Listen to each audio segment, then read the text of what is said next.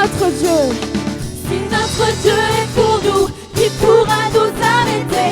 Et si Dieu est avec nous, qui sera contre nous? Si notre Dieu est pour nous, qui pourra nous arrêter? Et si Dieu est avec nous, qui sera Encore une fois, contre si notre nous? Dieu. Si notre Dieu est pour nous, qui pourra nous arrêter? Et si Dieu est avec nous, qui sera contre nous?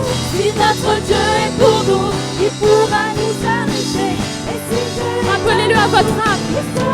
Si notre Dieu. Si notre Dieu est pour nous, qui pourra nous arrêter? Et si Dieu est avec nous, qui sera contre nous? Si notre Dieu est pour nous, qui pourra nous arrêter? Et si Dieu est avec nous, qui sera contre nous?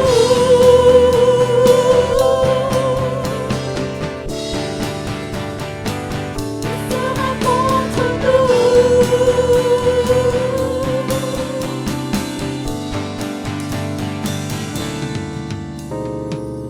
Notre Dieu est grand, il est tout puissant. Dieu, tu es au-dessus de tout autre. Notre Dieu guérit, puissant, il agit, oh Dieu, oh Dieu.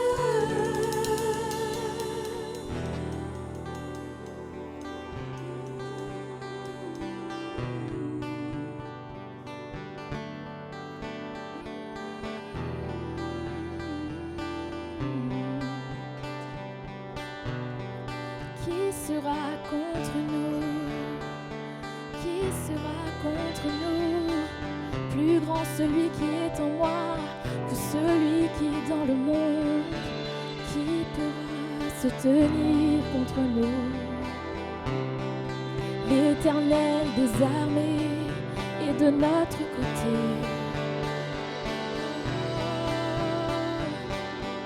Tu es redoutable, Seigneur. Personne ne peut te résister. Oh, pas même la maladie, pas même les esprits méchants. Non, nul ne peut te résister. Oh, tu es l'Éternel des armées.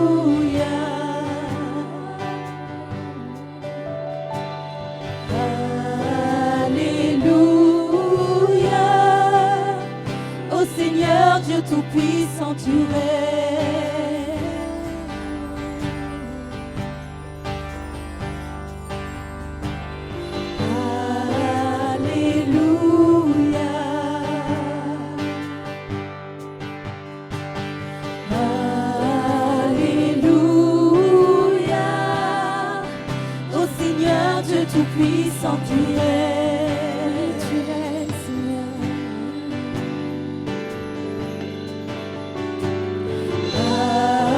Alléluia.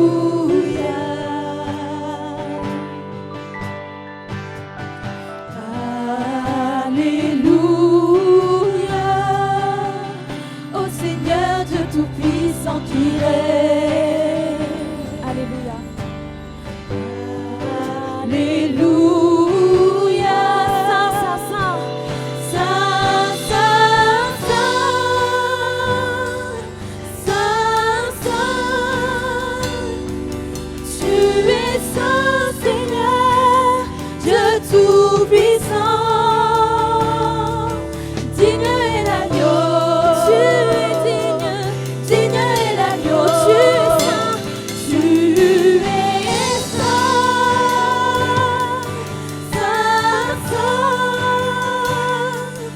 Tu es saint, Seigneur, Dieu Tout-Puissant. Digne est l'agneau. Digne est l'agneau. Digne est l'agneau. Tu es saint. Tu es saint. Saint, Saint.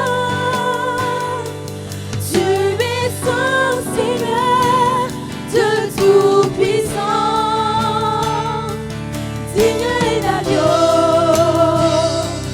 Digne est l'agneau. Digne est l'agneau. Digne est l'agneau. Digne est l'agneau. Digne est l'agneau. Tu es digne, Seigneur. Digne est l'agneau. Digne est l'agneau. Digne est l'agneau. Seigneur, tu es saint. Saint, Saint. Tu es saint, Seigneur, Dieu Tout-Puissant. Digne est l'agneau. Digne est l'agneau. Tu es saint. Saint, Saint. Tu es saint, Seigneur, Dieu Tout-Puissant. Digne est l'agneau. Digne est l'agneau. Seigneur, tu es saint. Tu es saint. Saint, Saint. Tu es saint, Seigneur, Dieu Tout-Puissant. Digne est l'agneau. Digne est l'agneau.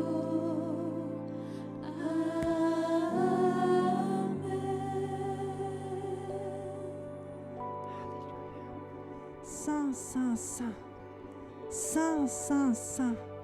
Saint, Saint, Saint est le Seigneur, le Dieu Tout-Puissant. Merci Père pour ta présence, ta sainte présence au milieu de nous. Merci Saint-Esprit d'être au milieu de nous ce matin et de venir témoigner de la gloire de Dieu le Père en Jésus-Christ. Oh, merci Saint-Esprit. Merci Saint-Esprit pour ton œuvre ce matin. Merci Père, que ton nom soit sanctifié. Merci Seigneur, que ta volonté soit faite sur la terre comme au ciel. Que ta volonté soit faite au milieu de nous ce matin. Et j'ai commencé ce temps de célébration en vous demandant comment va votre âme, comment va ton âme. Et si vous avez passé ce temps de louange avec nous, bienvenue à ceux qui nous ont rejoints, bienvenue aux internautes qui sont en ligne. Mais je pense que l'état de votre âme va déjà mieux si elle était abattue, si elle était affligée. Si c'est le cas, levez les mains, rendez gloire à Dieu. Amen. Parce qu'il est celui qui garde notre âme. à l'opposé du diable qui est l'ennemi de nos âmes. Amen. Et mes amis, ce matin, je vous le disais, vous êtes au bon endroit pour entendre la parole de Dieu au sujet de votre âme, de vos pensées. Parce que nous ne pouvons pas, dans ce monde, faire des vagues, faire comme si ça allait bien. Nous avons les armes puissantes de Dieu pour pouvoir tenir ferme et pour que notre âme, amen, soit éveillée aux choses de Dieu, que notre âme soit gardée dans le Seigneur, amen. Et j'aimerais lire avec vous le psaume 103 et vous pouvez le réciter avec moi si vous le connaissez, parce qu'on va garder notre âme éveillée ce matin tout au long de cette célébration. Le psaume 103 au verset 1 jusqu'à 5 dit: mon âme bénit l'Éternel, amen, et n'oublie aucun de ses bienfaits. Vous voulez changer l'état de votre âme, commencez à proclamer qui est Dieu, commencez à proclamer sa grandeur, ses bienfaits, à vous souvenir de tout ce qu'il a fait jusqu'à aujourd'hui dans votre vie. Amen. C'est lui qui pardonne toutes tes iniquités, qui guérit toutes tes maladies. Et si vous êtes malade ce matin ou si vous êtes en ligne en train de nous suivre et que vous souffrez dans votre corps, il est celui qui guérit toutes vos maladies. Amen. Mon âme, dites à votre âme, n'accepte pas les mensonges que tu peux entendre, mais accepte la vérité de la parole de Dieu. Oui, il est celui qui guérit toutes mes maladies. Alléluia, c'est lui qui délivre ta vie de la fosse. Ça veut dire que même quand on est proche d'être dans la fosse, mais que ce n'est pas le temps, il délivre ta vie de la fosse. Amen. Il délivre ta vie de la fosse. Qui te couronne de bonté et de miséricorde. C'est lui qui rassasie de bien ta vieillesse et qui te fait rajeunir comme l'aigle. Mon âme, bénis l'Éternel. Amen. Bénissez l'Éternel. Ce matin, je crois vraiment qu'il va se passer quelque chose en chacun de nous au niveau de nos pensées, de notre âme. Amen. Que ça va être régénéré par la puissance du Saint-Esprit. Et vous allez être outillés pour pas juste que ça se passe le dimanche matin, mais que ça se passe toute la semaine. Amen. Et vous pouvez commencer dans la louange chaque jour et voir l'état de votre âme transformé par la puissance du Saint-Esprit. Amen. Alléluia. Gloire à Dieu. Amen. Alors nous ne sommes pas tout seuls dans le corps de Christ. Nous avons des frères et sœurs qui nous entourent. Alors je vous invite à saluer d'un geste amical. Amen. À distance toujours, parce que les gestes barrières sont toujours d'actualité. Donc soyons sages. Amen. Mais faites un petit coucou, un petit clin d'œil, un salut avec le cœur. Entourez d'amour vos frères et sœurs. Amen. Et en particulier, nous saluons les personnes qui sont là pour la première fois, qui nous rejoignent en ligne ou en direct. Vraiment, soyez les bienvenus à l'église Étincelle ce matin.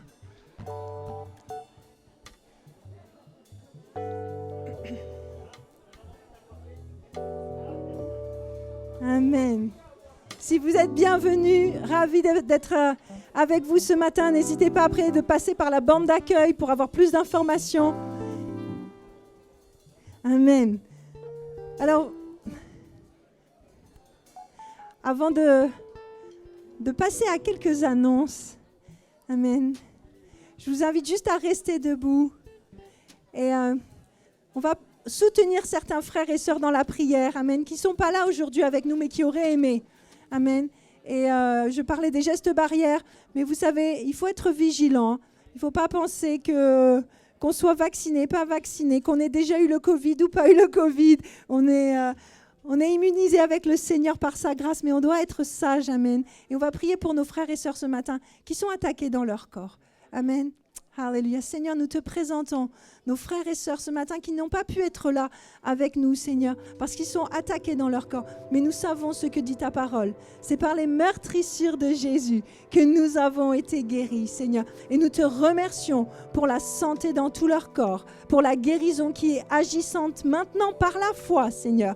Et si vous êtes avec nous en ligne, nous sommes en accord avec vous et nous nous accordons sur votre foi pour cette guérison qui se manifeste dans votre corps et que les symptômes disparaissent dans le nom de Jésus. Amen. Amen. Merci Seigneur. Alors on a une belle équipe de louanges, mais juste derrière l'équipe de louanges, on a 4 piliers dans cette église. Édifier le disciple, édifier la famille, édifier l'église et édifier le royaume. Amen. Parce que ça va bien au-delà de nous. On commence avec le disciple, avec nous-mêmes. Mais le royaume de Dieu est beaucoup plus large que nous-mêmes. Amen. Et j'aimerais faire quelques annonces ce matin en parlant justement du pilier édifier la famille. Amen. Parce que nous sommes une famille, nous sommes le corps de Christ. Et quand un membre se réjouit, tous les membres se réjouissent avec lui. Quand un membre est dans la tristesse, tous les membres sont dans la tristesse. Mais là, nous avons des bonnes raisons de nous réjouir cette semaine. Amen. Parce que dans notre famille d'église, nous avons eu 2 naissances. Amen. Wouh! Et 2 naissances qui se sont suivies en plus. La première le 14 novembre. Alors, je crois qu'on a peut-être quelques images. Et donc, je vous présente le petit Sem, qui est le fils, le 5e enfant, voilà, de Patricio et Andrea. Et il est magnifique, et il aime son papa. Il a un bonnet qui dit « J'aime mon papa », ça c'est prédestiné. Amen. Donc nous bénissons votre famille, famille de Patricio et d'Andrea. Nous bénissons vos 5 enfants. Que la gloire du Seigneur repose sur vous. Amen. Et que sa grâce vous accompagne pendant les prochains mois qui sont là. Et nous avons une 2e naissance. Le 15, juste après. Alors certains se demandaient, mais est-ce que ce week-end on aura une annonce ou pas? Mais oui, il y a une annonce. Et une très belle annonce pour nos pasteurs Philippe et Rebecca qui ont accueilli Ruben Scott Boulanger ce lundi 15 novembre. Et bébé se porte à merveille, maman se porte à merveille, papa aussi vous dira comment il se sent après cette semaine. Mais les enfants, Davina et Ella aussi se réjouissent. Et nous sommes honorés d'avoir Sonia parmi nous ce matin, la maman de Philippe, qui est là pour profiter aussi de ces instants. Donc c'est la joie dans la famille. Amen. Amen. Soyez bénis, vraiment. Et on a hâte d'entendre ce que pasteur Philippe nous dira après, quand il prendra la parole. Mais vous savez que édifier la famille, c'est toutes les tranches d'âge. Et j'ai la joie avec Dominique et une équipe de servir auprès des ados. Et la semaine dernière, on a eu un temps de joie et de grâce parce qu'il faisait beau et on a pu profiter de l'extérieur et d'être avec les ados. Alors on voulait vous passer quelques minutes de ce petit clip et surtout inviter ceux qui ne sont pas encore avec les Next Gen à nous rejoindre. Donc à partir de 11 ans et demi, venez nous voir ou venez voir Dominique qui peut faire un petit coucou comme ça. Et on va vous laisser voir le clip et voir combien c'est fun d'être ado et chrétien. Amen.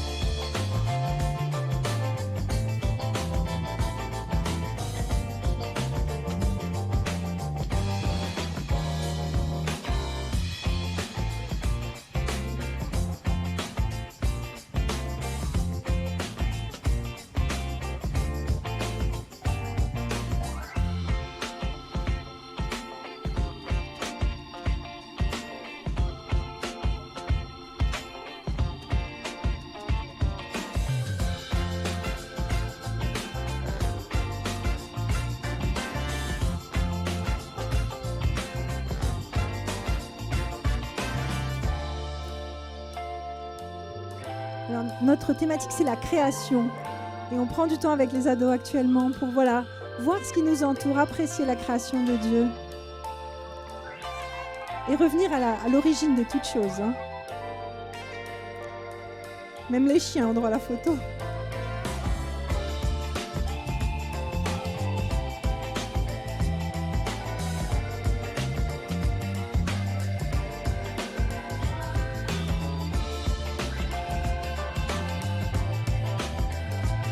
Ça, c'est une réalisation des jeunes. Hein. C'est eux qui l'ont fait avec ce qu'ils ont trouvé dans la nature. Et on était fiers, c'était vraiment beau. Amen.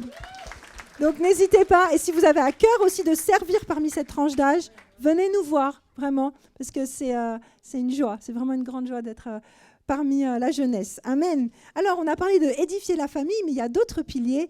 Édifier le disciple, édifier l'Église. Alors, prenez bonne note de ce qui nous attend cette semaine. Amen. Nous avons cet après-midi un forum influencer. Donc là, c'était la tranche d'âge des ados que vous avez pu voir en action. Cet après-midi, les plus de 18 se retrouvent et ça va être une joie. Amen pour eux, parce qu'ils sont tout aussi dynamiques que vous avez pu voir avant, mais avec quelques années en plus. Donc, à partir de 18 ans. C'est une semaine live group. Tout le monde dit live group. Est-ce que vous êtes dans un live group? Levez la main ceux qui sont dans un live group. Oh, super. Alors, ceux qui n'ont pas encore pu lever la main parce que vous ne savez pas où se trouve le live group de vos rêves, n'hésitez pas à l'accueil. Allez voir et on va vous donner toutes les indications pour que cette semaine, en plus, c'est le début d'une nouvelle série. Donc, vous puissiez prendre le train en marche et être accueillis dans un live group. Certains sont en ligne, d'autres sont en présentiel, mais c'est vraiment important de vivre la communauté de foi aussi en petits groupes. Amen. Mardi soir, tout le monde dit mardi soir, à 19h, foi et finances. Amen. Ça, c'est un sujet qui est défiant, mais qui est important. Donc, ne le laissez pas de côté. Et si vous vous posez des questions, soyez là mardi soir. Et puis, le week-end prochain, nous avons la joie d'accueillir le couple Greg et Katia Reyes, qui sont déjà venus précédemment dans l'année. Ils ont un ministère prophétique et ils seront là le samedi 27 et le dimanche 28. Et le samedi, je pense que c'est le matin à 10h, à partir de 10h. Voilà, donc ne ratez pas cette occasion d'avoir ces ministères avec nous. Et puis l'après-midi du dimanche, les messieurs, c'est le même jour et vous avez une rencontre, amen, pour vous et pour vous encourager, vous édifier. Donc ça sera dimanche après-midi, le 28. Amen, le Seigneur est bon, tout le temps. Amen, à 100%. Oui, il ne change pas. C'est pas un jour oui, un jour non, un jour je sais pas. C'est tout le temps qu'il est bon. Amen. Alors soyez dans la joie et je vais inviter Thiago qui va nous encourager sur le thème des dîmes et des offrandes. Alors ouvrez grand votre cœur et soyez prêts à recevoir la parole qu'il a pour vous. Et pour nous, parce que je m'inclus aussi.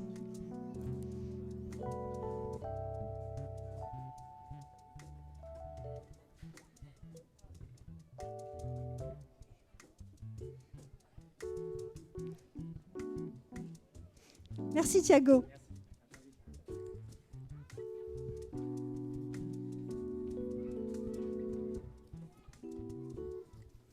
Bonjour à tous, pour ceux qui ne me connaissent pas encore.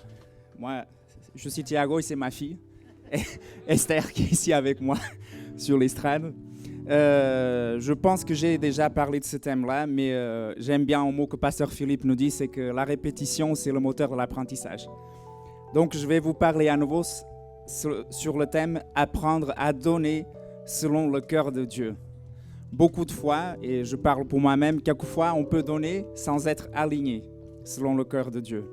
Et j'aime bien commencer par la prière. Prions. Seigneur Jésus, je te remercie pour les frères et sœurs qui sont ici, Seigneur, avec moi. Seigneur, que Saint-Esprit touche nos cœurs pour que nous puissions tous savoir ce que c'est que de donner selon le cœur de Dieu. Au nom de Jésus, je te prie. Amen. Donc, les dîmes et les offrandes, elles reposent toutes sur un concept, sur le concept de donner. Notre vie, si vous voyez bien, aussi, je sais que la société, quelquefois la société, elle va se baser sur des choses qui sont différentes, mais quand vous voyez, je vous donne quelques exemples. Un père et une mère, il faut qu'ils donnent de leur amour à leurs enfants, pour qu'ils grandissent dans un foyer, et pour qu'ils soient stables émotionnellement et qu'ils deviennent des personnes équilibrées. Un autre exemple, c'est que par exemple, un ami vers un autre ami, si on est des bons amis, les deux ils vont donner quelque chose. Je vais dire à mon ami, moi je te donne de mon temps et toi tu me donnes du mien à certains moments pour qu'on puisse grandir et pour que notre amitié elle puisse grandir aussi. C'est toujours dans le concept de donner, donner. Et c'est ce que Dieu veut nous apprendre, à ne pas nous focaliser dans ce que nous donnons, les biens matériels, les dîmes et les offrandes. Mais Dieu, ce qu'il veut vraiment, c'est se focaliser sur notre cœur. Ce n'est pas la quantité de ce qu'on donne à l'Église, c'est le cœur avec lequel on donne. Et c'est vraiment ce que Dieu veut. Et on va voir quelques exemples dans la Bible. Je vous demande, s'il vous plaît, d'ouvrir en Ésaïe 32, 8. Attends, Esther. Et Ésaïe 38, il nous dit, « Mais celui qui est noble forme des nobles desseins. Il persévère dans ses nobles desseins. » On peut remplacer le mot noble par le mot généreux. Et si on le remplace, on a « Mais celui qui est généreux forme des généreux desseins et il persévère dans ses généreux desseins. » Donc, c'est comme une partie de la Bible qui dit « Un mauvais arbre ne peut pas donner un bon fruit. » Donc, on doit demander à Dieu constamment d'avoir des nobles desseins, d'être généreux envers Dieu.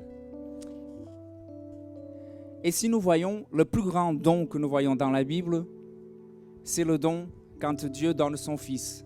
Et on va ouvrir en Jean 3, 16. Et Jean 3, 16 nous dit « Car Dieu a tant aimé le monde qu'il a donné son Fils unique, afin que quiconque croit en lui ne périsse point, mais qu'il ait la vie éternelle. » En fait, si on compare, qu'est-ce que la dîme ou l'offrande comparé à Dieu qui a donné son Fils Jésus-Christ pour sauver toute l'humanité? Notre don comparé à ça, c'est rien. Et en fait, en conclusion, c'est exactement ce que je voulais que vous reteniez, c'est demandons toujours à Dieu quand nous lui donnons quelque chose, de donner avec le cœur qu'il veut.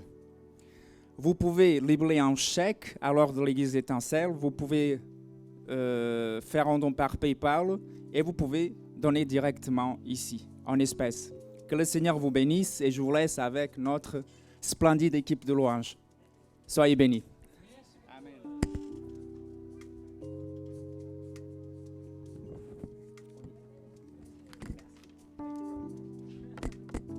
Je vous invite à vous lever. Vous pouvez amener vos dîmes et vos offrandes.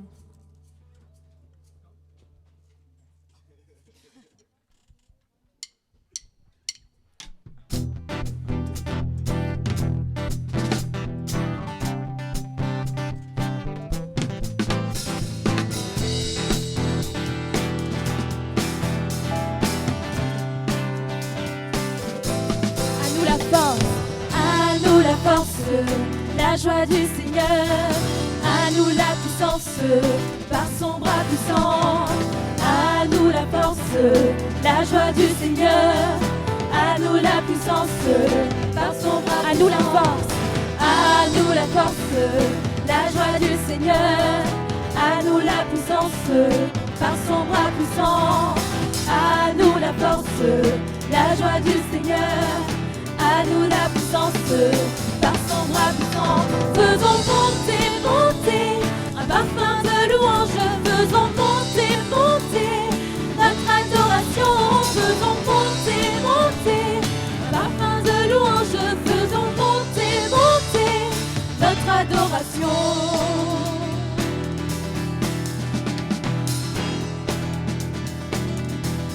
Revêtus de force, revêtus de force, entourés de gloire. Nous sommes assis sur le trône, à la droite du Père. Revêtus de force, entourés de gloire. Nous sommes assis sur le trône, à la droite du Père. Revêtus de force, entourés de gloire. Assis sur le trône, à la droite du Père. Revêtus de force, entourés de gloire. Assis sur le trône, à la droite du Père. Faisons monter, monter un parfum de louange. Faisons monter, monter notre adoration. Faisons monter, monter un parfum de louange. Faisons monter, monter notre adoration.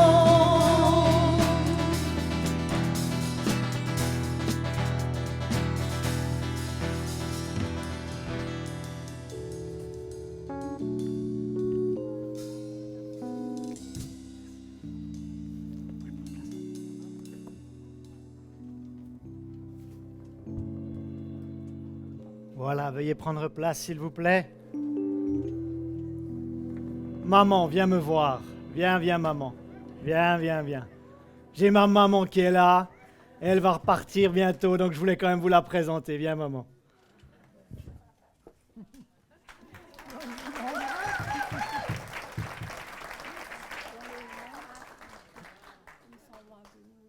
Oui, comme ça on voit un peu ton visage, exactement. J'aimerais vous dire ceci. Une maman, c'est tellement important dans la vie que même le Seigneur en a voulu une. À méditer. Merci maman. Et oui, il y a eu beaucoup de naissances. Je vois Nadir avec le petit Ilan, mais il y a eu 6 naissances depuis le mois d'août. Donc on a eu le couple d'Alsace, Zachary et Mélanie qui ont eu un petit Ethan. Ensuite, nous avons eu Ilan qui est arrivé. Alors, on en a 6. Hein. Écoutez, je vais essayer de tous les retenir. Ensuite, il y a eu Mayra aussi au mois d'août. Hein. Grand-mère Marilyn est là. Mayra qui est venue au mois d'août. Et ensuite, en novembre, ils sont 3. Donc, il y a eu début novembre. Qui est celle qui est arrivée début novembre? Amy Rose qui est arrivée début novembre. Bien joué. Et ensuite, donc, nous avons eu Sem et le petit Ruben Scott. Alors, si vous me posez la question, comment vas-tu, hein, étant donné que tu es devenu papa pour la 3e fois, voici ma réponse. Comme Thomas Pesquet, je redescends de la stratosphère et je vais aller faire quelques exercices pour remuscler mes membres. Mais c'est, vous les parents, vous connaissez, hein, se marier, c'est déjà quelque chose, mais avoir un enfant, c'est... Quand tu as le docteur qui vous dit, voici votre fils, et il y a les larmes qui montent, hein. Il y a les larmes qui montent, c'est une expérience. Donc, c'est évidemment madame qui a fait tout le travail. Hein. Moi, j'étais le coach, donc elle nous regarde depuis la maison. Tout ça nous emmène en 2 Corinthiens chapitre 10. 2 Corinthiens chapitre 10. Les enfants, à 9h30, les familles, c'est bon à savoir. Le dimanche à 9h30, il y a désormais à nouveau quelque chose d'adapté pour les plus petits. Hein, on en a entendu à propos des adolescents, des jeunes adultes. On va aller en 2 Corinthiens chapitre 10 et on va lire des versets 3 au verset 6. Un texte très important que nous avions déjà lu en début du mois. Le verset 3 nous dit « Si nous marchons dans la chair, nous ne combattons pas selon la chair, car les armes avec lesquelles nous combattons ne sont pas charnelles, mais elles sont puissantes par la vertu de Dieu pour renverser des forteresses. Nous renversons les raisonnements et toute hauteur qui s'élève contre la connaissance de Dieu et nous amenons toute pensée captive à l'obéissance de Christ. Nous sommes prêts aussi à punir toute désobéissance lorsque votre obéissance sera complète. » Donc je ne vais pas vous parler de désobéissance et d'obéissance, mais j'aimerais vous parler de ce qui précède. Et donc, avant l'intervention des missionnaires Ken et Tonya Taylor le week-end dernier, nous avions commencé, il y a 15 jours, une série d'enseignements qui s'appelle « La santé de mes pensées ». La santé de mes pensées. Nathalie nous a déjà interpellé ce matin, comment va votre âme ou comment va notre âme? Je vous renvoie à la question, dans notre âme, il y a notre pensée. Dans notre âme, il y a des pensées. Et si nous précisons un petit peu, comment vont nos pensées? Et dans le texte que nous avons lu, il y a 3 verbes vraiment sur lesquels j'aimerais que nous mettions l'emphase ce matin. Il est question premièrement de renverser. Renverser des forteresses. Deuxièmement, toujours le même verbe, renverser. Renverser les raisonnements. En anglais, il parle de renverser des imaginations. Renverser les raisonnements et toute hauteur qui s'élève contre la connaissance de Dieu. Et troisième action, hein, la foi c'est une action, la foi c'est pas simplement croire, c'est croire et agir. Agir conformément à ce que nous croyons, c'est la foi. Et amener quoi? Toute pensée captive à l'obéissance de Christ. La première question c'est qui doit le faire? Qui doit le faire? Si on reprend le texte, c'est le chrétien qui doit le faire. C'est la chrétienne qui doit le faire. C'est le croyant qui doit le faire. C'est le disciple qui doit le faire. Que devons-nous faire? Nous renversons les forteresses. Nous renversons les mauvais raisonnements. Et nous amenons toute pensée captive à l'obéissance de Christ. Donc qui doit le faire? C'est nous qui devons le faire. La bonne nouvelle, nous avons l'autorité pour le faire. Nous avons l'autorité pour le faire. La deuxième question, nous avons compris que c'est nous. Nous sommes censés le faire. Pourquoi devons-nous apprendre à le faire? Pourquoi devons-nous apprendre à le faire? Ça, c'est un texte que nous avions vu il y a 15 jours, mais je sais qu'il y a beaucoup de choses qui se sont passées dans nos vies depuis cette échéance. Parce qu'il y en a un qui utilise une ruse ou des ruses qui consistent à séduire notre pensée pour nous emmener loin du Seigneur. Tout est écrit dans ce texte. 2 Corinthiens chapitre 11, verset 3. Pourquoi devons-nous apprendre à le faire? Donc, nous sommes censés le faire, nous renversons des forteresses, nous renversons des raisonnements, nous amenons toute pensée captive à l'obéissance. Pourquoi? Parce qu'on avait vu le modus operandi de l'ennemi la dernière fois. Nous avions vu qu'il utilise des ruses, il est l'ennemi de notre âme, comme nous avons entendu déjà ce matin, et il utilise des ruses pour séduire quoi? Notre pensée. À quel dessein? Pour que nous soyons corrompus dans nos pensées et que nous devenions détournés de la simplicité à l'égard de Christ. Et maintenant, on pourrait se poser la question, mais pourquoi est-ce que c'est notre pensée qui est attaquée? Pourquoi l'ennemi de notre âme cherche-t-il à attaquer notre pensée? La réponse est dans les Proverbes. Proverbe 23, verset 7. Car comme il, remplacé par un homme ou par une femme, comme un homme a pensé dans son âme, tel il est. Comme une femme a pensé dans son âme, telle elle est. Comprenez qu'il attaque la pensée pour en réalité attaquer votre identité. Es-tu sûr d'être un garçon? Pensez. Il attaque l'identité. Es-tu sûr d'être une fille? Pensez. Mais en réalité, c'est pour remettre en question l'identité. N'a-t-il pas remis en question l'identité du Seigneur lorsque le Seigneur lui-même a été tenté dans ses pensées dans le désert? Si tu es vraiment le Fils de Dieu, Jésus a été attaqué dans sa pensée, mais en réalité, c'est attaque par la pensée pour attaquer l'identité. L'ennemi attaque notre pensée non seulement pour remettre en question notre identité, mais pour remettre en question notre dignité. Es-tu digne d'être enfant de Dieu? Es-tu digne d'être sauvé? Es-tu digne de faire partie des rachetés de l'Éternel? J'aimerais vous dire, c'est le sang de Jésus qui vous a rendu digne. Donc répondez-lui quand vous avez cette pensée, c'est le sang qui me rend digne d'être devant le Seigneur. Non seulement par la pensée, il attaque notre identité, par la pensée, il attaque notre dignité, par la pensée, il attaque notre destinée. As-tu déjà eu une pensée qui ressemble à celle-ci? Es-tu sûr d'arriver à quelque chose dans la vie? Étant donné qu'il y a des choses qui traînent dans ta famille depuis des générations, est-ce que tu penses vraiment que tu arriveras à sortir des dettes? Ça commence par une pensée, mais son but consiste à attaquer notre identité, notre dignité et notre destinée. Et il faut apprendre à répondre. Il ne faut pas nous laisser balloter de tous les côtés, raison pour laquelle nous avons déjà établi cette grande idée il y a 15 jours, mais je vais la répéter, et après on va voir ce que Jésus dit. Toutes mes pensées ne sont pas mes propres pensées. N'attribue pas à toutes tes pensées comme quoi elles sont tes pensées à toi.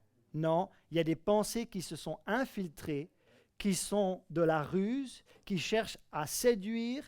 Souvenez-vous, il est le manipulateur, l'ennemi de notre âme, il est le manipulateur de la pensée, raison pour laquelle nous ne devons pas croire toutes les pensées qui passent par notre pensée, et il ne faut donc pas toutes se les approprier.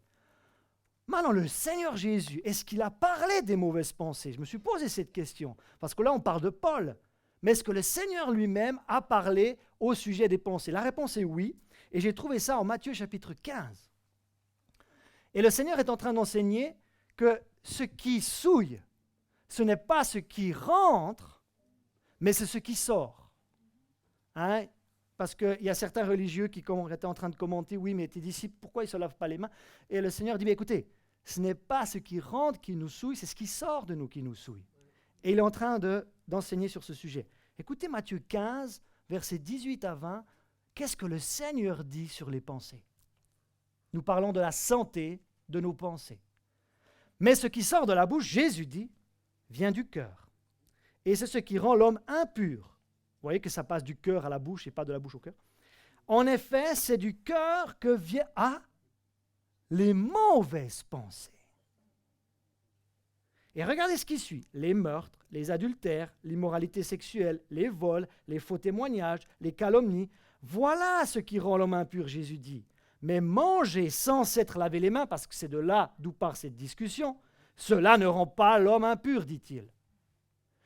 Et moi, ce qui m'a interpellé dans ce texte, pourquoi Jésus, le Seigneur lui-même, cite-t-il les mauvaises pensées en premier? Avant de parler de meurtre, il parle des mauvaises pensées. Avant de parler d'adultère, il parle de mauvaises pensées. Avant de parler d'immoralité sexuelle, il parle... Vous comprenez la logique dans laquelle j'étais en train de réfléchir sur ce texte. J'en suis arrivé à cette conclusion, vous pouvez être d'accord ou pas d'accord, mais j'en suis arrivé à cette conclusion que finalement, un meurtre a commencé par une mauvaise pensée. L'adultère a commencé par une mauvaise pensée. L'immoralité sexuelle a commencé par les vols, les faux témoignages, les calomnies. Et je me suis dit, la raison pour laquelle le Seigneur place les mauvaises pensées tout au début, c'est parce que tout le reste découle de cela. Et j'en suis aussi arrivé à ce raisonnement, si donc, et j'en arrive à ma deuxième pensée ou à ma deuxième grande idée, si nous arrivons à maîtriser les mauvaises pensées, cela veut dire que nous arriverons à maîtriser beaucoup d'autres choses. Nous arriverons à maîtriser les vols, nous arriverons à maîtriser les adultères, nous arriverons à maîtriser l'immoralité sexuelle, nous arriverons à maîtriser les faux témoignages, nous arriverons à maîtriser les calomnies. Si Jésus cite les mauvaises pensées, à mon avis, si on arrive à prendre le contrôle de notre pensée, si on arrive à maîtriser notre pensée, si on arrive justement à ne pas suivre toutes les pensées qui passent par notre pensée, à mon avis, le monde irait un peu mieux qu'actuellement. Donc, merci beaucoup, ça suit bien à la vidéo projection. Je l'ai formulé ainsi. En apprenant à renverser, souvenez-vous le texte du début? Renverser. En apprenant à renverser les mauvaises pensées, et là ce qu'il faudrait souligner, je ne l'ai pas souligné, mais c'est le plus tôt possible. Le plus tôt possible sera le plus facile. Plus on laisse traîner, plus ça va devenir une imagination, une fantaisie ou une forteresse. Donc en apprenant à renverser les mauvaises pensées le plus tôt possible, souvenez-vous, Jésus dit, tout vient du cœur. Salomon l'a dit ainsi. Garde ton cœur plus que toute autre chose, car de lui jaillissent les sources de la vie. Donc je me suis dit ainsi, en apprenant à renverser les mauvaises pensées le plus tôt possible, je vais être très transparent avec vous. Peut-être que je suis pasteur, mais il y a beaucoup de pensées que je dois apprendre à maîtriser. Beaucoup. Donc personne n'est finalement immunisé de maîtriser ses pensées. Non, je ne peux pas montrer, oui, mon ordination date, non, tu ne peux pas, ça ne fonctionne pas comme ça. En apprenant à renverser les mauvaises pensées le plus tôt possible, je garderai ainsi mon cœur, parce que c'est ce que dit Jésus, c'est du cœur que viennent les mauvaises pensées. Donc si j'arrive à maîtriser mes mauvaises pensées, je garderai ainsi mon cœur, d'où viennent les sources de la vie. Et j'ai beaucoup aimé le missionnaire Ken, il a dit quelque chose là dimanche dernier, il a dit OMC, oui mais comment ? C'est très bien d'apprendre de lire ça, mais oui, mais comment? Et je vous propose pour la deuxième partie de ce message de ce matin, alors à mon avis, vous connaissez tous de près ou de loin la célèbre histoire biblique de David et Goliath. Mais je vous propose un nouvel éclairage. Je vous propose une nouvelle approche de voir cette histoire d'une nouvelle façon. Alors comment allons-nous voir cette histoire et comment elle va nous aider à maîtriser nos pensées? Alors Goliath, ça va être le méchant dans l'histoire. D'accord? On va dire que Goliath, il représente l'ennemi de notre âme, qui tente d'infiltrer notre pensée. Souvenez-vous que Goliath était très grand. Goliath était une forteresse. en face de l'armée d'Israël. Goliath était une forteresse en face de David.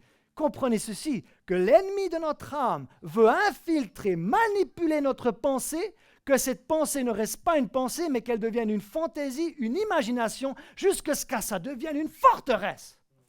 Donc si David a dû renverser une forteresse qui s'appelait Goliath, nous devons renverser une forteresse qui est la manipulation de notre pensée par l'ennemi de notre âme. Comprenez le parallèle?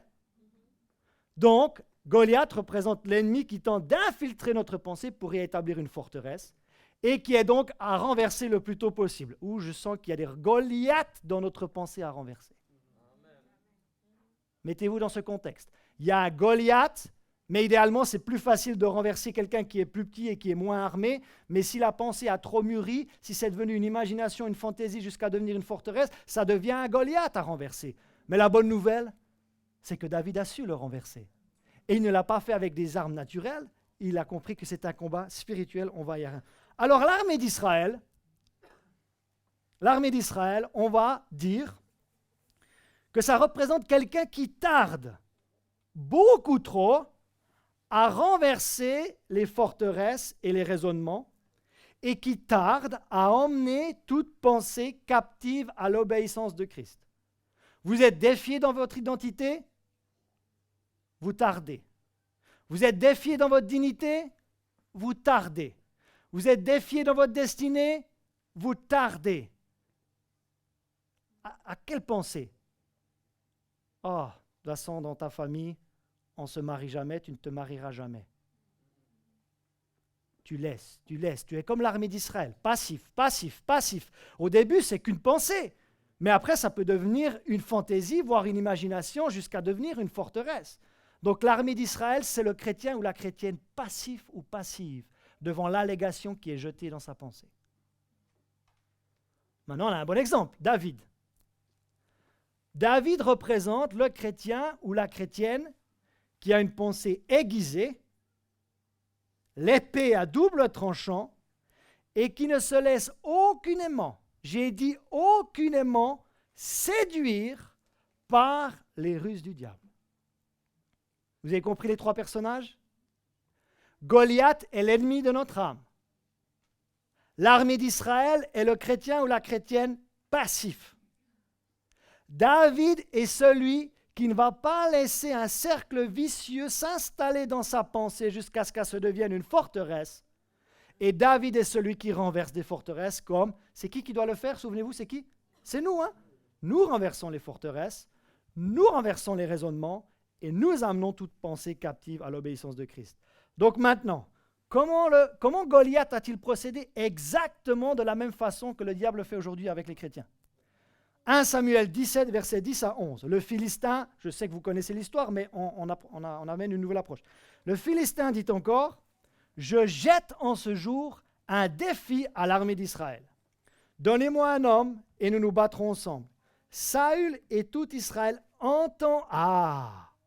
entendirent ces paroles du Philistin et ils furent effrayés et saisis d'une grande crainte. Alors là, il y a beaucoup de choses à dire, je vais essayer d'être bref. Mais premièrement, je jette. Je vous ai dit que le mot diable, ça vient de diabolos. Dia, c'est l'idée de passer à travers jusqu'à ce qu'il y ait pénétration. Bolos vient de balo, c'est jeter ou lancer. Donc l'ennemi de notre âme jette de mauvaises pensées jusqu'à ce que ça pénètre notre pensée et qu'on pense que finalement ce sont les nôtres. Que Goliath a-t-il fait? Exactement la même chose. Il était grand? Oui. Il avait beaucoup d'armes? Oui. Il avait une grosse armure? Oui. Mais il n'a pas encore utilisé une seule arme naturelle, que l'armée était déjà paralysée, saisie de crainte et effrayée. La seule chose qu'il a faite, c'est qu'il a jeté des paroles qui ont immobilisé l'armée. Il n'a pas encore utilisé son épée, il n'a pas encore utilisé son armure, il a juste jeté un défi à l'armée d'Israël. Et Saül, le roi donc d'Israël, et tout Israël entendirent. juste en entendant les allégations qui étaient lancées, jetées à leur égard, ça les a paralysés. Pendant combien de temps il a fait ça? Ah, parce qu'une mauvaise pensée ne va pas venir et vous laisser tranquille tout de suite. Pendant combien de temps? Le verset 16 nous dit, le Philistin s'avançait matin et soir. Mais si vous avez déjà été défié dans votre vie mentale, je peux vous dire que la pensée ou la mauvaise pensée, elle ne vient pas juste une fois de temps en temps et après elle te laisse et elle attend 40 jours. Non, tu es attaqué le matin, tu es attaqué le soir, tu es attaqué la nuit et boum, et boum, et boum. Et ça revient sans cesse. C'est exactement ce que Goliath a fait. Il n'a pas utilisé son armure, il n'a pas utilisé son épée. Il jette des paroles, il jette des paroles, il jette des paroles. Combien de temps? Matin et soir. Et pendant 40 jours. Alors laissez-moi vous dire ce que la recherche scientifique a trouvé. Dans une journée, bon ça vous pouvez faire le calcul, il y a 86 400 secondes. 60 fois 60 fois 24. Certains spécialistes ont dit que dans une pensée humaine, il est possible d'avoir 50 000 jusqu'à 60 000 pensées par jour.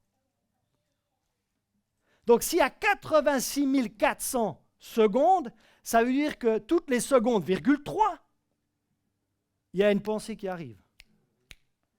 Et 90% des pensées ont une tendance à être répétitives.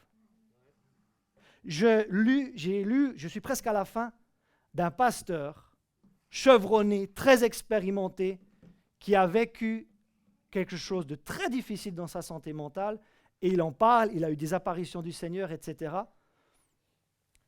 Mais on parle d'un pasteur qui a été attaqué dans sa santé mentale, et ce qui revenait sans cesse, c'est que Dieu ne l'aimait pas.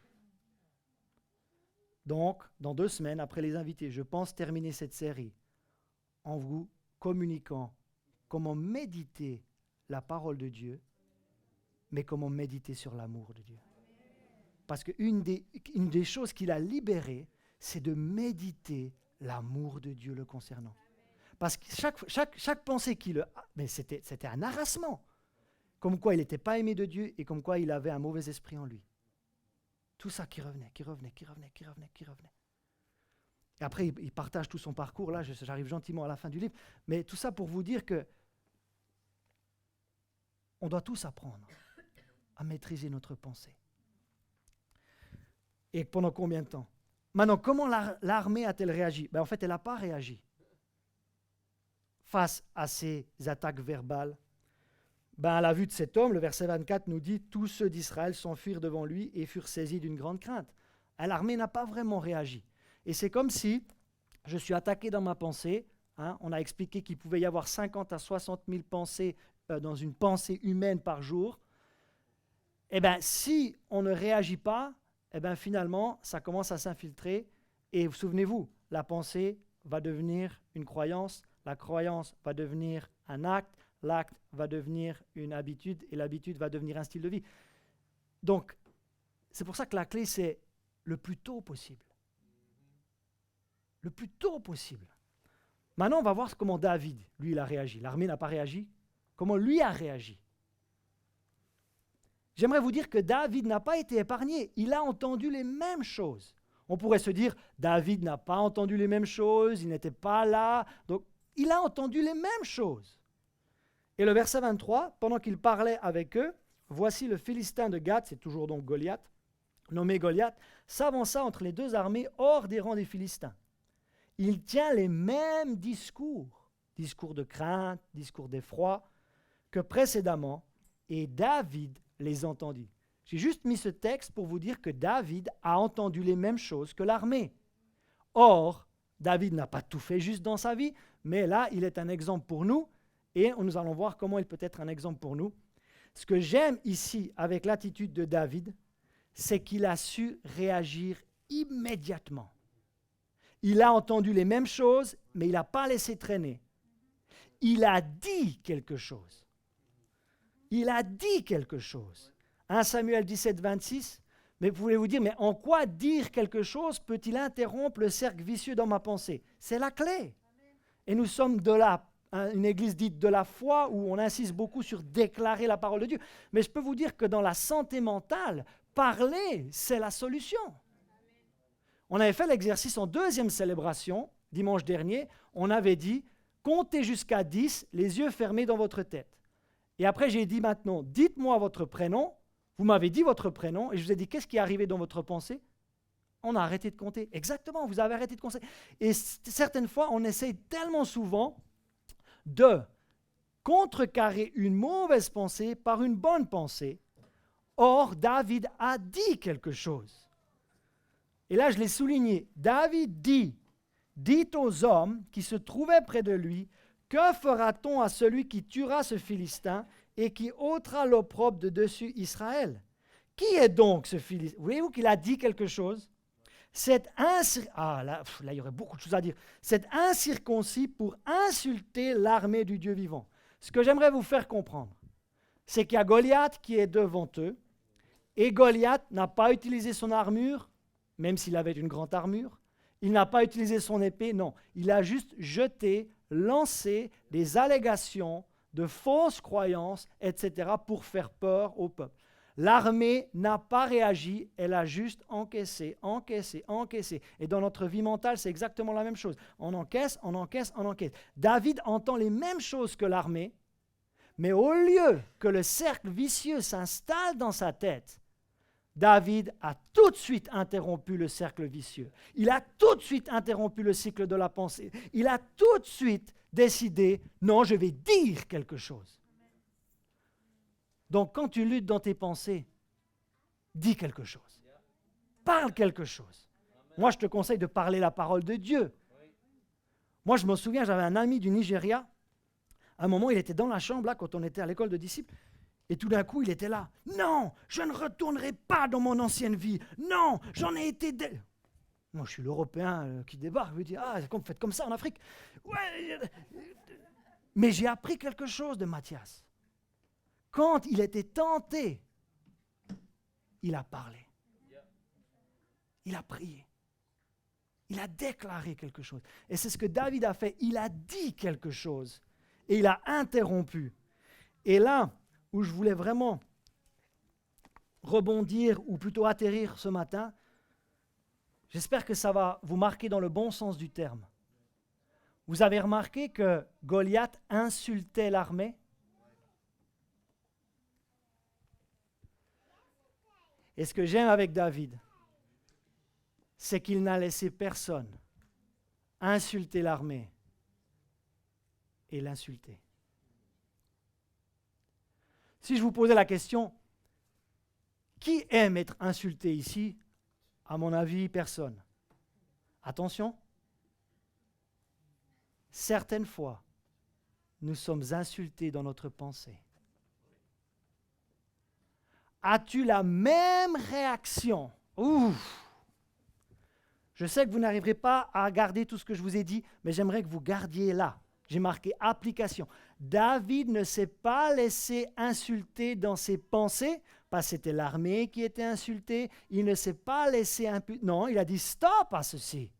Stop à cela. Mais imaginez, quelqu'un vous insulte dans la rue, vous n'allez pas dire, bon, ben vas-y, continue, oui, je suis là, je vais. Ouais, Jésus a dit tendre l'autre joue.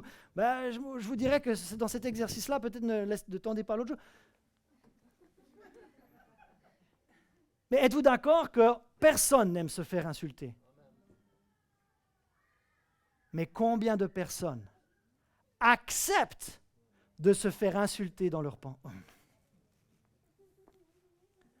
Combien de personnes acceptent de se faire insulter dans leurs pensées, sans rien dire, sans rien faire, sans ne jamais réagir, en laissant couler, je vous ai dit le plus tôt possible, parce que si on ne réagit pas de suite, ça va devenir plus dur et plus dur et plus dur.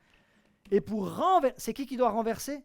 C'est nous. Nous renversons les raisonnements. Nous renversons les forteresses. Nous amenons toute pensée captive à l'obéissance de Christ. Et souvenez-vous, tel un homme pense ou a pensé dans son âme, tel il est. Donc ça passe par la pensée pour défier notre identité, notre dignité et notre destinée. Donc dès que vous avez l'impression que votre identité est en train d'être insultée, réagissez. Vous avez l'impression que votre dignité est en train d'être insultée, pas forcément verbalement, mais dans votre tête, dans votre pensée, réagissez. Vous avez l'impression que votre destinée, non, il n'y a personne qui a eu son bac dans ta famille, n'essaye pas. Ne laissez pas cette insulte continuer. Prenez-la directement et amenez toute pensée captive à l'obéissance de Christ. Qu'est-ce que ça veut dire? Qu'est-ce que ça veut dire? Mettez-vous à la place. Qu'est-ce que Jésus ferait à ma place avec cette pensée? Est-ce qu'il l'accepterait ou est-ce qu'il la refuserait? Non, Jésus n'accepterait pas une telle pensée. Alors, si nous sommes amenés à avoir la pensée de Christ, souvenez-vous qu'on peut être chrétien et toujours avoir la pensée d'Adam. Raison pour laquelle le travail ou la discipline la plus importante pour un chrétien, c'est de renouveler son intelligence pour ne pas être modelé par le siècle présent. Et je peux vous dire que le siècle présent, il m'insupporte, mais à tel point, mais je ne vais pas rentrer dans le détail. Parler à ma femme, parce qu'elle a l'impression que je suis toujours un petit peu tendu en ce moment. Il suffit de regarder 20 minutes les nouvelles et vous êtes tendu jusqu'au lendemain. Mais c'est très important. Imaginez, qu'est-ce que Jésus ferait à ma place? Est-ce qu'il laisserait cette pensée? Est-ce qu'il interromprait cette pensée? Que ferait-il avec cette pensée? Et le plus tôt possible. Donc David, l'application, pour terminer, ne s'est pas laissé insulter dans ses pensées. Et vous? Oh, tu n'arriveras à rien. Hein? Oh, tu n'es pas né de la bonne famille. Oh, tu seras un divorcé, de toute façon, on ne te marie. Ding, ding, ding, ding, ding. Oh, tu sais, ton père, il est parti du cancer. Ding, ding, ding, ding, ding. Et boum, boum, boum, boum. Et on est comme l'armée, on ne fait rien. Et ça vient pendant 40 jours, matin et soir. Je vous ai dit 50 à 60 000 pensées par jour, alors que nous comptons 86 400 secondes. Toutes les secondes, virgule 3, une pensée peut venir. Et 90% des pensées se répètent. Boum, boum, boum, boum, boum, boum. Mais là où David, non seulement il a su interrompre le cercle vicieux, et il ne s'est pas laissé insulter, j'aimerais vous dire que David a compris encore autre chose. Et on va terminer là. Il a compris autre chose. À un moment, Saül, le roi, lui propose son armure. Vous allez relire quand même l'histoire de David et Goliath, ça fait longtemps que vous ne l'avez pas lu peut-être. Et il dit, non, cette armure sera trop grande pour moi. Souvenez-vous, David avait peut-être 17 ans, hein, c'était un adolescent. Non, cette armure est trop grande pour moi, elle me sera inutile. Je vais aller avec ma gibecière et je vais aller avec mes pierres. Et la façon dont je comprends cela, souvenez-vous le texte que nous avons lu tout au début. Car les armes avec lesquelles nous combattons ne sont pas charnelles, mais elles sont puissantes par la vertu de Dieu. Moi, je crois que David avait compris quelque chose. Que ce combat, ce n'était pas son combat, c'était le combat du Seigneur. Que l'armure de Saül n'allait pas être utile parce que c'était des armes naturelles. Mais lui a compris que le Philistin était un incirconcis qui n'avait pas d'alliance avec Dieu et que lui avait une alliance avec Dieu. J'aimerais vous dire qu'en Christ Jésus, vous avez une alliance avec Dieu. Et quand on est en alliance avec Dieu, on ne laisse pas n'importe qui nous insulter dans nos pensées. Donc dites, qui est cet incirconcis qui m'insulte dans mes pensées? Je suis en alliance avec le Dieu d'Abraham, d'Isaac et de Jacob par la médiation de Christ Jésus. Et les armes avec lesquelles je combats, à nouveau, je fais une parenthèse. Si vous avez besoin d'aide médicale, ce n'est pas un péché. Tout en sachant que les armes avec lesquelles nous combattons ne sont pas charnelles. Donc ça veut dire que le combat dans ta pensée, il n'est pas que naturel. Donc à mon sens, s'il n'est pas que naturel, s'il est charnel, ou pas charnel, désolé, mais il est donc spirituel. Donc, pour gagner un combat spirituel, il faut des armes spirituelles. Et David a dit, je laisse l'armure naturelle de côté et je vais y aller parce que j'ai une alliance avec Dieu. Et je vais y aller parce que lui est un incirconcis. Et je vais y aller parce que ce n'est pas mon combat, c'est le combat du Seigneur. Alors, juste pour un dernier verset, 1 Samuel 17, 53, 54. J'aimerais vous dire, parce que la grande idée c'était ça, en apprenant à renverser mes mauvaises pensées le plus tôt possible. Vous avez retenu le plus tôt possible? J'aimerais vous dire qu'il y aura aussi une percée dans la vie d'autres personnes. Ton combat actuellement, on a dit que ce n'était pas forcément ton combat, mais c'est le combat du Seigneur. Mais je peux vous dire que non seulement David a su interrompre le cercle vicieux, il ne s'est pas laissé insulter dans ses pensées, il a compris que ce n'étaient pas des armes naturelles, mais des armes spirituelles dont il avait besoin. Et au moment où il a gagné face à l'ennemi, ce n'est pas seulement lui qui a gagné, c'est toute l'armée et tout le camp d'Israël qui a gagné. On le lit, et les enfants d'Israël revinrent de la poursuite des Philistins et pillèrent leur camp. Donc, les enfants d'Israël ont pillé le camp des Philistins. David prit la tête du Philistin et... c'est quand même intéressant. Ils se sont fait attaquer dans leurs pensées et David a coupé la tête du Philistin. Et il mit dans sa tente les armes du Philistin. Tout ça pour vous dire, vous savez, quand vous allez apprendre à maîtriser vos pensées, vous allez aider beaucoup d'autres personnes. Ça sera une percée dans votre vie, mais ça sera une percée dans la vie d'autres personnes. Et beaucoup de personnes seront aidées par votre vie. Parce que vous êtes non seulement un canal ou une rivière, ou plutôt un réservoir d'abord. Un réservoir où Dieu veut vous bénir. Mais un réservoir, il ne relâche rien, alors qu'une rivière relâche. Et non seulement ça va être une victoire pour votre vie, ça va être une bénédiction, mais après, votre vie va passer de réservoir à rivière, et vous allez couler, et la vie de Dieu va couler à travers vous, et vous allez aider beaucoup, beaucoup, beaucoup, beaucoup, beaucoup d'autres personnes dans ce combat au niveau de nos pensées. Alors, moi je suggère, puisque le combat n'est pas naturel et spirituel, il serait bien séant de demander de l'aide au Seigneur pour avoir la pensée de Christ. Donc si vous avez besoin d'aide, levez-vous là où vous êtes. Moi je serai le premier à me lever, vous inquiétez pas. Ce n'est pas du tout une honte d'être défié dans ses pensées. On est tous soumis à ce combat de notre vie mentale. Mais êtes-vous d'accord? Si le combat est spirituel, on va demander de l'aide au Seigneur pour avoir la pensée du Seigneur. Chut. On laisse les musiciens commencer quelque chose et après on va faire une prière de fin.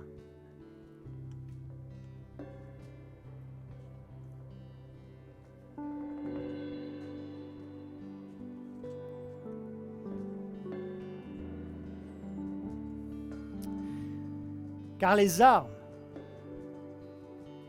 avec lesquelles nous combattons ne sont pas charnelles, mais elles sont puissantes. Tout le monde dit puissantes. Par la vertu de Dieu. Maintenant, alors que je suis debout, je fais appel au Seigneur de l'Église, à la tête de l'Église, pour m'aider à renverser des raisonnements, à renverser des forteresses et à amener toute pensée captive à l'obéissance de Christ. Je ne le fais pas par mes propres forces, ni par force, ni par puissance, mais par l'Esprit de Dieu. Maintenant, je demande à l'Esprit de Dieu de venir vous rafraîchir dans vos pensées.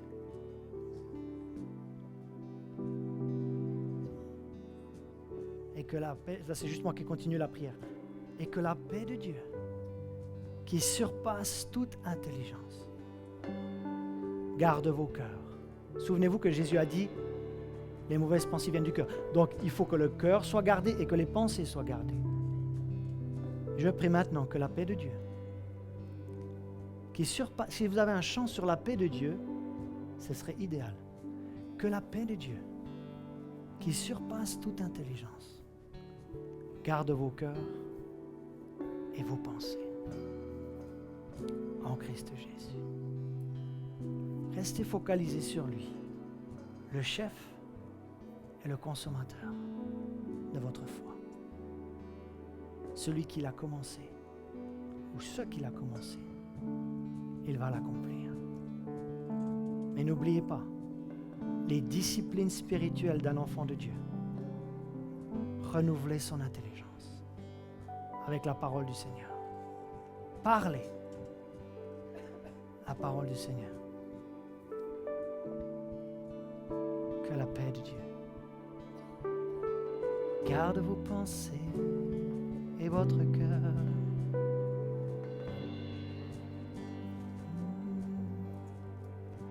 Que la paix de Dieu règne dans vos cœurs. Que la paix de Dieu règne dans vos cœurs.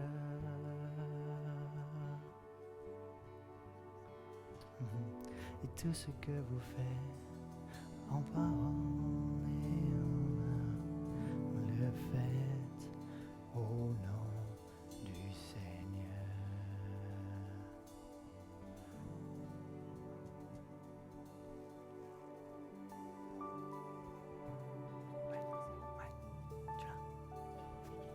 On va finir avec ce chant. Parce qu'une des armes les plus puissantes, on a dit que ce n'était pas charnel, que c'était puissant par la vertu de Dieu. Une des armes les plus puissantes pour garder nos cœurs et nos pensées, c'est la paix de Dieu. Donc on va finir avec ce chant qui parle de la paix de Dieu. Restez réceptifs.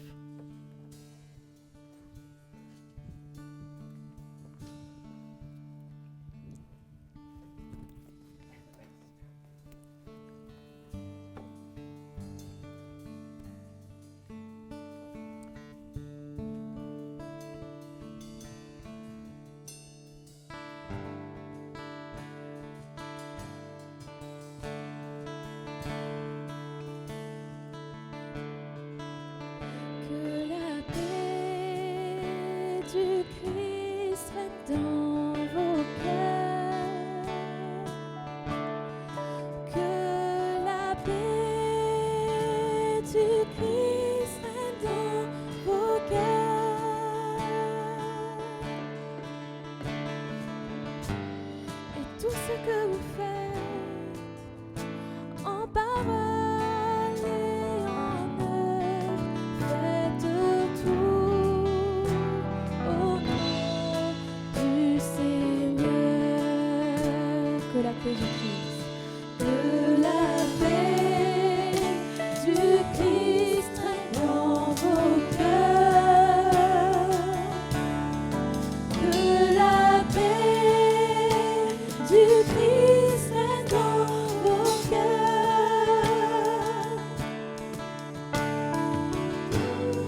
Tout ce que vous faites en parole et en œuvre, faites tout au nom du Seigneur.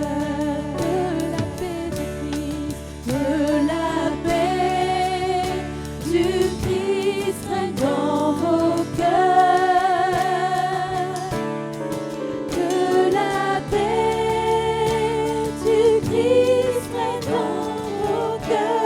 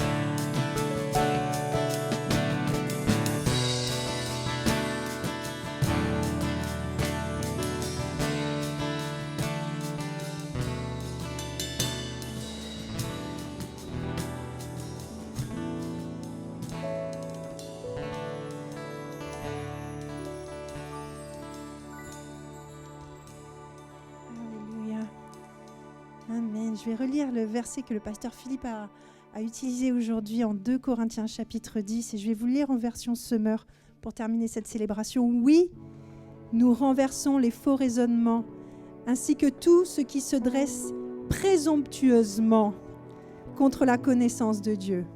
Et nous faisons prisonnière toute pensée pour l'amener à obéir à Christ. Amen. Je voulais lire cette version avec lui parce que Satan veut nous rendre prisonniers. Amen. Mais la parole de Dieu nous dit que nous pouvons renverser toute forteresse, tout raisonnement qui s'élève contre la connaissance de Dieu. Et c'est nous qui amenons prisonniers ces pensées à l'obéissance de Christ. Alors peut-être que ce matin, vous aviez en pensée, mais je ne suis pas digne de m'approcher de Dieu. Ou peut-être j'ai péché, j'ai fait quelque chose de mal, je ne me sens pas. Ça, c'est une pensée, c'est un faux raisonnement. Parce que comme nous l'avons entendu, le sang de Jésus vous ouvre le libre accès devant le trône de Dieu. Le sang que Jésus a versé sous la croix libère le chemin pour aller au Père.